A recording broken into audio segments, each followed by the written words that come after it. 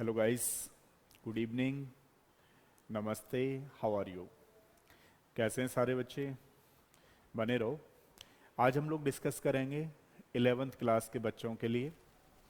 बहुत सारे क्वेश्चन आते रहते हैं, प्लस आजकल मैं थोड़ा सा जा भी रहा हूँ बच्चों के पास, तो बहुत सारी क्वेरी होती हैं। उन क्वेरी का आंसर मैं वीडियो के थ्रू आपको देता रहूँगा।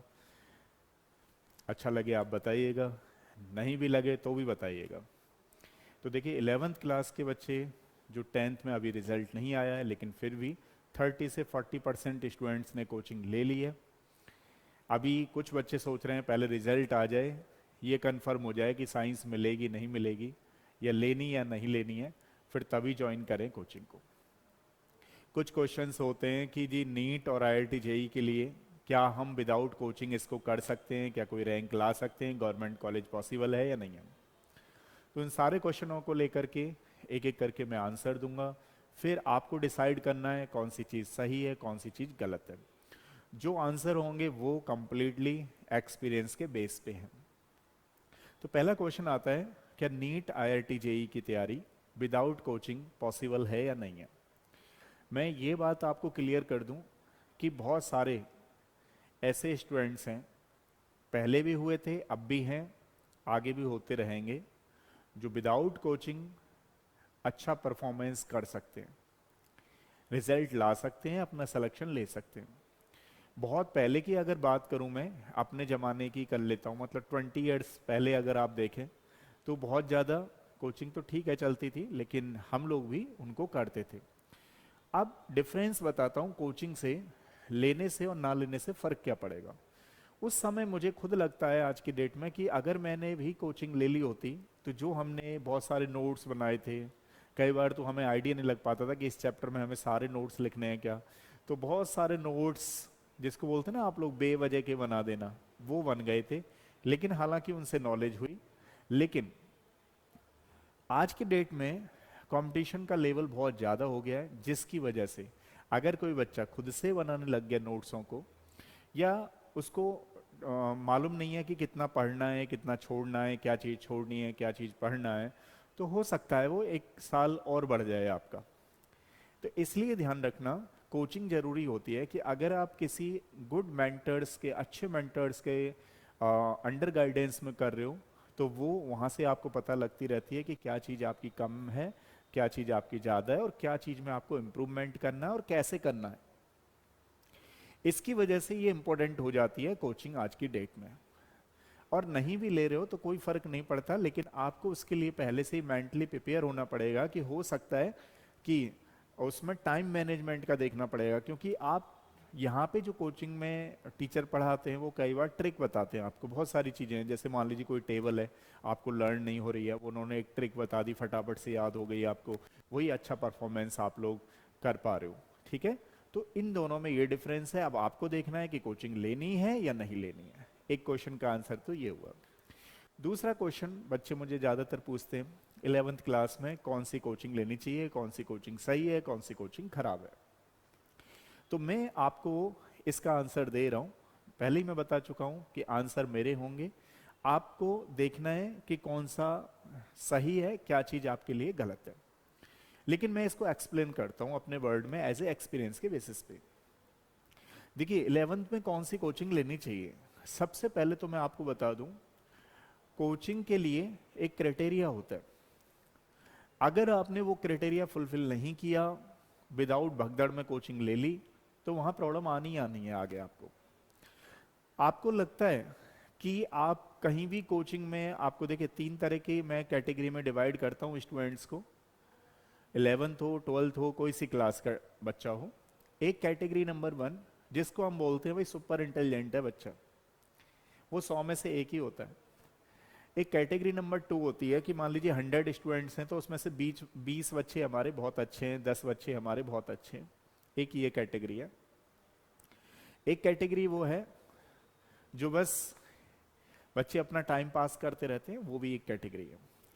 तो ज़्यादातर जो कैटेगरी मैंने अभी बीच वाली बताई, मिडिल वाली, क्योंकि जो हाईएस्ट वाली है वो 1 से 2% है। वो बच्चा कहीं कोचिंग ले ना ले, कोई सी भी कोचिंग ले, उस बात से फर्क नहीं पड़ेगा, क्योंकि पढ़ना उसको खुद ही है, वो हर जगह से रिजल्ट निकालेगा। दूसरी कैटेगरी वाले बच्चों को बहुत फर्क पड़ेगा कोचिंग से। अगर मान लीजिए उसने कोचिंग किसी के कहने से ही ले ली, अपना लेवल असेस नहीं किया, तो उसको आगे जाकर के प्रॉब्लम हो सकती है। कौन कौन सी प्रॉब्लम आएंगी मैं बताता हूँ। अभी जब बच्चा 10 से 11th में मूव कर रहा होता है तो उसके बहुत सारी चीजें होती हैं, अच्छा मैं तो यूं ही कर लूंगा, ऐसे नहीं होता है इसमें। ये साइंस के यहाँ पर एप्लीकेशन आते हैं, ध्यान रखना। 11th क्लास में, 10th क्लास में क्या था, वो रट्टाफिकेशन थी, चीजें आपने रट्टा और फटाफट से अपना 3 चैप्टर फिजिक्स के थी, 3 केमिस्ट्री, 3 बायोलॉजी के, आपने रट्टा मार दिया तो आ गए आपके मार्क्स। 11th में ऐसा नहीं है। 11th में आपको 10 से यूं मूवमेंट जा रहा है आपका एप्लीकेशन बेस। जैसे किसी चीज को बोलते ना कि भाई वॉशिंग सोडा का फॉर्मूला क्या है, वॉशिंग सोडा का फॉर्मूला तो आ गया Na2CO3.10H2O, ये तो हो गया 10th। अब वॉशिंग सोडा को आपको यहाँ पे ये देखना है बनती कैसे है, प्रिपरेशन मेथड कैसे है, इसकी प्रॉपर्टीज कैसे हैं, इसका क्या क्या यूज होगा, इसको डेली लाइफ में कैसे यूज करते हैं। अब आपसे 10th में पूछ लिया जाता है बताओ भाई ऑर्थोबोरिक एसिड का फॉर्मूला क्या है, तो आप लिखे है H3BO3, लेकिन यहाँ पर ऑर्थोबोरिक एसिड बनता कैसे है, उसकी प्रॉपर्टीज कैसी हैं, उसकी यूजेस कैसे हैं, मतलब एप्लीकेशन बेस्ड है सारी कहानी। तो यहाँ पे क्या है, जब आप फर्स्ट चैप्टर पढ़ रहे होते हो तो वहीं से थोड़ी थोड़ी प्रॉब्लम आती है, सारे बच्चों को आती है। चाहे कोई 100% वाला रहा हो बच्चा, चाहे 90% वाला रहा हो, चाहे फिर वो 80% वाला रहा हो। 80 वालों को लगता है अच्छा मुझे ये प्रॉब्लम हो रही है क्या, 100% वाले को नहीं होगी, ऐसा नहीं है। 100% वाले बच्चे को ही प्रॉब्लम हो रही है, बट वो क्या कर रहा है बेसिकली, क्योंकि उसको पढ़ने की आदत है तो वो डेली पढ़ रहा है और बार बार पढ़ रहा है, तो बार बार पढ़ के बार बार समझ करके उन चीजों पे उसने ओवरकम कर लिया है और ड्रॉबैक्स उसकी थोड़ी निकालना उसने शुरू कर दी है, मतलब खत्म हो गई है। अपनी ड्रॉबैक्स पे वो काम करने लगा है 100% वाला। 80% वाला सोचता है यार मुझसे होगा नहीं होगा, तो उसको जल्दी से पेशेंस नहीं आता। ये क्या है, कई बार कोचिंग भी उसी तरीके सेलेक्ट कर लेता है। कई बार तो बच्चा मानी कहाँ, मानी नाम पे जाना, अरे यार उन कोचिंगों का नाम ज्यादा है। मैं बच्चों से पूछता हूँ भाई नाम का बता तो दो, नाम क्यों आपने ज्वाइन की, तो बच्चा कहता है सब सारे टीचर IITian है। पेरेंट्स को भी लगता है, पेरेंट्स को लगता है कि भाई ठीक है किसी ने IIT से कर रखा है तो उसका थोड़ा सा माइंड तो रहा होगा, बच्चों को थोड़ा अच्छा टैकल करवाने की चीजें, उसको एक स्किल्स आती होगी, इसलिए पेरेंट्स को ऐसा लगता है। पेरेंट्स भी कई बार पूछते हैं सर IITian है टीम, हम भी कहते हैं भाई पूरी IITian टीम है हमारी। लेकिन प्रॉब्लम क्या आती है, बच्चा पता है क्या है, बच्चे को जो पसंद आता है बेसिकली, कई बार BSc वाले के साथ बहुत अच्छी ट्यूनिंग हो जाती है, MSc वाले के साथ बहुत अच्छी ट्यूनिंग हो जाती है। तो कहने का मतलब ये है कि ज्यादातर बच्चों को लगता है नहीं नहीं वो IITian है तो वहीं पे हम पढ़ेंगे, लेकिन आते आते वो BSc वाले से पढ़ना शुरू कर देता है क्योंकि उसको अपना लेवल का थोड़ा आइडिया लग जाता है। बहुत सारी कोचिंग तो ऐसी हैं जिनको आपको पता ही है ड्रॉप आउट हैं लोग, ठीक है, तो लेकिन फिर भी बच्चे पढ़ रहे हैं, पढ़ते रहेंगे, उसमें कोई तीन राय नहीं है। मेरा काम है आपको इस क्वेश्चन का आंसर देना। जब आप लोग 10 से 11th में आओगे तो 2 मंथ्स आपको थोड़ी सी परेशानी हो सकती है, क्योंकि यहाँ पर एप्लीकेशन बेस्ड कहानी है सारी की सारी। अब आपको देखना है कि कितना पेशेंस रखना है। अगर आप पेशेंस रख सकते हो तो आपको चीजें समझ में आती रहेंगी, बार बार उनको रिवाइज करोगे, चीजों को बार बार समझने की कोशिश करोगे तो होती रहेंगी। लेकिन अब जैसे मान लीजिए हम भी क्या करते हैं, ऑनलाइन कोचिंग करा रहे हैं आजकल। अब बच्चा मान लीजिए गुजरात में बैठा हुआ है तो वो सोच रहा है चलो सर की क्लास ले लेते हैं, लेकिन हमारे ऑनलाइन कोचिंग में और दूसरे के ऑनलाइन कोचिंग में डिफरेंस है। हम लोग ऑनलाइन कोचिंग में भी एक्सीलेंट 32 के नाम से बैच चलाते हैं, यानी कि केवल 32 स्टूडेंट्स रखते हैं, अपने ऐप के थ्रू हम लोग क्लास चलाते हैं। अदर्स कोचिंग में क्या होता है कि 3000 स्टूडेंट्स पढ़ रहा होता है। अब बच्चा अपनी क्वेरी कब पूछे, वो इंडिविजुअल अटेंशन तो मिल ही नहीं पाती, तो वो क्या है बच्चा 3-4 हजार रुपए में उसको खरीद लेता है, परचेस कर लेता है। कई बार पेरेंट्स को लगता है यार बड़ी कोचिंगों के बारे में मैंने नाम सुना है तो मुझे बच्चे को नहीं डालना, तो वहां से रिजेक्ट कर लेता है। अब 3-4 हजार में बोलता है पेरेंट्स मेरा क्या गया, कोई दिक्कत नहीं, बच्चे को भी लगता है यार कुछ नहीं गया, लेकिन असल में उसको 11th वाले बच्चे को बहुत प्रॉब्लम आ सकती है। तो जब प्रॉब्लम आती है तो बच्चा खुद से ही सोचता है यार स्ट्रीम चेंज कर लूं क्या। अब यही होने वाला है, ध्यान रखना। अभी कम से कम 10% बच्चे तो जो साइंस लिए हुए हैं, अभी जैसे ही रिजल्ट आ जाएगा तो उनका थोड़ा सा लगेगा यार मुझे समझ में नहीं आ रही, हो सकता है मैं कॉमर्स में चेंज कर लूँ, मैं आर्ट्स में चेंज कर लूँ। क्योंकि कुछ लोगों ने क्या है, बहुत सारे बच्चों ने ऑनलाइन ले रखा है। मैं मना नहीं कर रहा, ऑनलाइन गलत नहीं है किसी भी तरीके से, हम खुद कहते हैं ऑनलाइन में आओ। पहले मैं ऑफलाइन को प्रमोट करता था, आज की डेट में दोनों को प्रमोट करता हूँ, ऑनलाइन को भी करता हूँ, ऑफलाइन को भी करता हूँ। मैं कहता हूँ आप जिसमें कंफर्ट हो उसमें करो, लेकिन टीचर के सामने आपकी क्वेरी होना बहुत जरूरी है।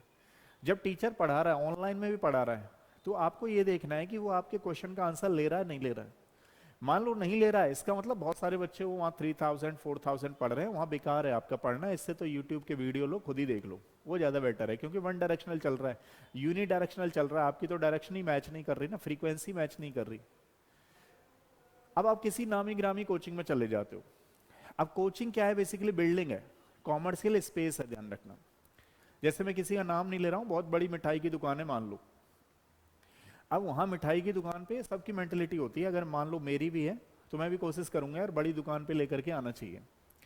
लेकिन बड़ी दुकान में कई बार क्या करता है कि जैसे मान लीजिए मक्खी भी मर गई है, कुछ और भी गिर गया उसमें, तो उसको भी बड़े ढंग से प्यार से हटा देता है, और उसी चीज को आपको आराम से खिला देगा। लेकिन एक बीच वाला मान लीजिए हलवाई है, मतलब खुद ही बनाता है, तो वो आपको पूरे एफर्ट्स करेगा कि वो चीज़ अगर खराब हो गई तो दोबारा आपको बना करके दे। लेकिन कई बार हमारी मेंटेलिटी क्या होती है कि नहीं नहीं यार उस पर ही चलना चाहिए क्योंकि उसका नाम हो गया। यहाँ पे स्पेशली बिल्कुल नहीं है ऐसा, ध्यान रखना। क्योंकि यहाँ चलती है, यहाँ बिल्डिंगों का कोई मतलब नहीं है, जो कि आप बिल्डिंगों को लेते हो बेसिकली, कोचिंग ले रहे हो आप लोग, टीचर अच्छा टीचर नहीं पकड़ रहे हो। तो उसमें प्रॉब्लम क्या आती है आपको कि जब आप बिल्डिंग में लोगे एडमिशन, तो बिल्डिंग तो सही नजर आएगी, इंफ्रास्ट्रक्चर सही दिखेगा, आपके एसी वेसी बढ़िया मिलेंगे, कोई प्रॉब्लम नहीं है। बाकी की चीजों में प्रॉब्लम आ सकती है, क्योंकि 60-70 बच्चों में आपको उतनी स्टडी का इन्वायरमेंट मेरे हिसाब से वो सही नहीं है। क्योंकि आपका अपना लेवल होता है, आपको ये चेक करना है कि आपका लेवल सही है या नहीं है। अच्छा, बहुत सारी कोचिंग वालों ने तो क्या किया है, फ्रेंचाइजी खोल रखी है हर गली मोहल्ले में। बच्चे को लगता है यार वो वहीं से सेंटर चल रहा है, वही चलेगा। मैं आपको ये जो कहानी बता रहा हूँ ना, ये ओरिजिनल है सारी की सारी। मेरा इसमें ऐसा नहीं है कि आप हमारे यहाँ एडमिशन लो ना लो, वो आपका है, देखना है। मुझे केवल क्या करना है, अपने एक्सपीरियंस को आपके साथ शेयर करना बहुत जरूरी है, जिससे आप लोग डिसाइड कर पाओ, आपके पेरेंट्स डिसाइड कर पाए कि जो सामने वाला बंदा बता रहा है वो सही है या क्या है। एक्चुअली में फैक्ट यही है, सबकी होती है, हमारी भी होती है यार उस दुकान से लाएंगे, लेकिन जब लाते हैं तो हमें पता लगता है यार वो मजा नहीं है जो कि होना चाहिए। तो अंदर कुछ और है। तो उसके केस में क्या होता है, बच्चा जो मान लीजिए 60 बच्चों में पढ़ रहा है, 70 बच्चों में पढ़ रहा है, उसको वहां भी समझ में नहीं आता। तो सबसे पहले आप कहीं पर भी कोचिंग ले रहे हैं 11th वाले बच्चों के लिए स्पेशली, तो ऑनलाइन भी लीजिए, मैं मना नहीं कर रहा हूँ, लेकिन ऑनलाइन के साथ साथ आपको ये देखना पड़ेगा कि वहां पे टीचर का इंटरेक्शन आपसे हो रहा है नहीं हो रहा है। और कहीं ज्यादा बच्चे तो नहीं है ऑनलाइन में। अब आप कहोगे सर ऑनलाइन में तो फीस कम है, तो वहां तो 1000 बच्चे लेंगे लेंगे, तो फिर वो मजा नहीं आएगा। फीस कम मत दो, फिर ज्यादा दो। कई बार क्या होता है, कम फीस के चक्कर में भी प्रॉब्लम आती है, ध्यान रखना। क्योंकि डिसीजन आप ले लें, वो चीज नहीं मिल पाएगी जो आप चाह रहे हो। क्योंकि किसी पर्सन को तो 1000 बच्चों को पढ़ाना है, किसी बच्चे को 30-40 को पढ़ाना है, तो कहीं ना कहीं से तो वो देखेगा कि किस तरीके से उसको अपने एक्सपेंसेस निकालने, और निकालेगा भी। ठीक है, तो आपको यहाँ देखना है कि बढ़िया ढंग से समझ में आ रहा है नहीं आ रहा है। दूसरा, टीचर की क्वालिटी क्या है, क्वालिटी एजुकेशन है या नहीं है, टीचर एक्सपीरियंस है या नहीं है। तो उससे क्या फर्क पड़ेगा कि कहीं ऐसा तो नहीं कि टीचर पता लगा नई चीजें सीख रहा है, टीचर खुद ही अपनी प्रैक्टिस कर रहा है, वो प्रैक्टिस करता करता टीचर आपको पढ़ा रहा है, उससे बड़ा थोड़ा सा प्रॉब्लम होती है बच्चे को। कई बार मैं भी कहता हूँ भाई टीचर गलत नहीं होते, पेरेंट्स भी बहुत सारे कहते हैं भाई टीचर गलत नहीं होते, बच्चे को भी लगता है कि टीचर गलत नहीं होते, मेरा ही लेवल सही नहीं है। लेकिन इसमें भी देखना पड़ेगा आपको, क्योंकि कई बार जो छोटी कोचिंग होती है उसमें क्या होता है बेसिकली, बहुत ज़्यादा, जैसे मैं बता रहा हूँ, कुछ बच्चे तो बहुत ज़्यादा छोटी कोचिंगों को ले लेते हैं, वहाँ पे टीचरों का आना जाना लगा रहता है, तो ये भी बड़ी परेशानी होती है बेसिकली, समझ रहे हो ना। और कई बार तो टीचर प्रैक्टिस कर रहे होते हैं अपनी, तो यहाँ पे जो ये मेडिकल और आईआईटी चाहिए, मैं कह रहा हूँ एनसीईआरटी आता है, लेकिन एनसीईआरटी को भी ढंग से पढ़ाने वाला होना चाहिए बहुत ज़्यादा। एक्सप्लेन किस तरह ढंग से कर रहा है टीचर, वो जरूरी है। दूसरा, उसको एटलीस्ट 3 ईयर का एक्सपीरियंस है या नहीं है, ये चीज़ें बहुत ज़्यादा जरूरी हैं। मैं आपको बताता हूँ। अब जैसे फॉर एग्जाम्पल आप किसी को भी ले लीजिए, कोई भी अच्छा जिसको क्रिकेटर मानते हो आप, हर किसी का अपना एक कोच रहता है। और तो हर किसी का आपको कोच मिलेगा, हर किसी का एक मेंटर मिलेगा।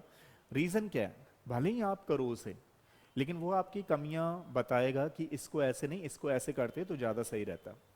और ये होना बहुत जरूरी है, ठीक है। पहले के तो फ्रेंड्स भी बताते थे, आज क्या पता नहीं है कि आपको बताते नहीं बताते। तो मैं वही बता रहा हूँ कि अभी आप 10 से 11th में आए हो बच्चे, तो आप पेशेंस रखिए और गलत डिसीजन मत लीजिए जल्दी से।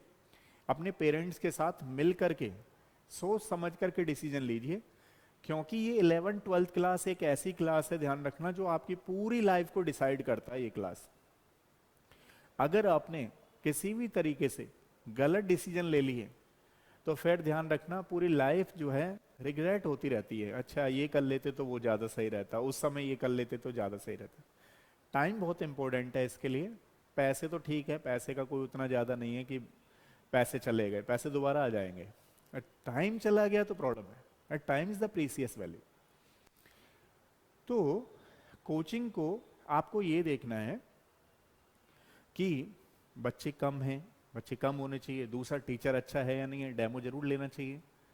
तीसरी वाली बात यह है कि टीचर में क्या है, जैसे मान लीजिए कहीं पे फ्रेंचाइजी ले लें, नहीं उसमें ज़्यादा मत जाइए। जैसे उन्होंने कुछ कोचिंगों ने तो क्या है पूरा कॉमर्शियली बना रखा है, कंप्लीटली कंपनी खोल रखी है। तो अगर आपको लगता है कि आप कंपनी में बहुत अच्छा कर जाओगे, मतलब आप कंपनी में बैठो, किसी ने कंपनी खोल रखी है बहुत सारी कोचिंगों ने, तो आपको लग रहा है करके 60 स्टूडेंट में कोई बिठाएगा तो मैं समझ जाऊंगा, समझ जाऊंगी, 80 में बैठ जाएंगे तो आपको समझ में आ जाएगी, तो फिर कोई प्रॉब्लम नहीं है, फिर आप कंपनी को ज्वाइन कर लीजिए। कंपनी मतलब कॉमर्शियली स्पेस। उसको भी पता है कंपनी वाले को, कहीं ना कहीं से तो बच्चे मैं ले ही आऊंगा क्योंकि मेरा नाम ही इतना चल रहा है। नहीं आएगा तो मैं रिजल्ट दिखा दूंगा, कहीं से खरीद लूंगा, तो वो भी ऐसे चल रहा है। तो इन चीजों में आपको सेलेक्ट करनी है चीजें। दूसरी वाली बात, अपने को हमेशा जब भी कभी कर रहे हो तो एक पेरेंट्स के साथ डिस्कस करके जरूर करें इन चीजों को, ठीक है ना, जिससे आपके एक आइडिया लग पाए माइंड का कि आप जो डिसीजन ले रहे हो वो सही ले रहे हो नहीं ले रहे हो। कई बार क्या करते हैं बच्चे, बिना पेरेंट्स से पूछे उन्होंने मुझे ये करना है। तो जब भी कभी कोई बड़ा डिसीजन ले रहे हो लाइफ का, तो अपने पेरेंट्स को या जिनको आप सोचते हो नहीं मेरा मेंटर ये सही है, कुछ बच्चों के 10th के टीचर बहुत अच्छे होते हैं, वो गाइड करते हैं, नहीं इन कोचिंग पे चले जाओ, इस कोचिंग पे चले जाओ, हम इन सर को जानते हैं, हम इन सर को अच्छी तरीके से पर्सनली जानते हैं, बहुत अच्छा करते हैं। करना आपको ही पड़ेगा, ध्यान रखना। कोचिंग वाले ठीक है, लेकिन फिर भी 50% आपका ही रहेगा, आपको ही मेहनत करनी है। आपको टीचर मेंटर्स एक गाइड कर सकता है, आपको आपकी कमी बताता रहेगा। कुछ बच्चे तो जल्दी से एग्रेसिव हो जाते हैं, उन बच्चों के लिए मैं कहना चाह रहा हूँ कि एंजाइटी फ्री रहो लाइफ में, ठीक है। भागदड़ आप सोचोगे तो ज़्यादा दिखाई देगी, अगर नहीं सोचोगे तो फिर कमी दिखाई देगी। तो कहने का मतलब ये कि अपने आप को भीड़ में शामिल मत करो, भीड़ का पार्ट मत बनो, एक अलग जगह खड़े हो जहां पर आकर के लोग खड़े और होना पसंद करें, ना कि आप वहां भीड़ में जाकर के और भीड़ में समझ में ही नहीं आए कि आप कहां पे खड़े हो। यूनिक तरीके से स्ट्रेटजी बनाओ। डेफिनेटली अच्छे मेंटर्स को ज्वाइन करो, कंपनी को ज्वाइन मत करो। आपको लग रहा है कि ऑनलाइन ज्वाइन कर रहा है, डेफिनेटली ज्वाइन करो, लेकिन जो मैंने कॉन्सेप्ट बताए उनके अकॉर्डिंग करो। बीच बीच में मैं आपको इन्हीं टॉपिकों पे देता रहूंगा, क्योंकि आजकल मेरे पास बहुत सारी क्वेरी आती हैं। उन्हीं क्वेरी को मैं सारे बच्चों को तो पॉसिबली फोन नहीं कर सकता, क्योंकि मेरी भी क्लासेस चलती रहती हैं। फिर भी आंसर देने की मैं कोशिश हमेशा वीडियो के थ्रू करता रहूंगा, आप लोगों के साथ जुड़ा रहूंगा। और आप लोगों में से जिस बच्चे ने सब्सक्राइब नहीं किया चैनल को, जल्दी से चैनल को सब्सक्राइब कर लीजिए। और अपडेट मैं करता रहूंगा, लेटेस्ट अपडेट का। इस तरीके से देखते रहिए वीडियो। नेक्स्ट वीडियो में मिलते हैं, तब तक के लिए थैंक यू सो मच।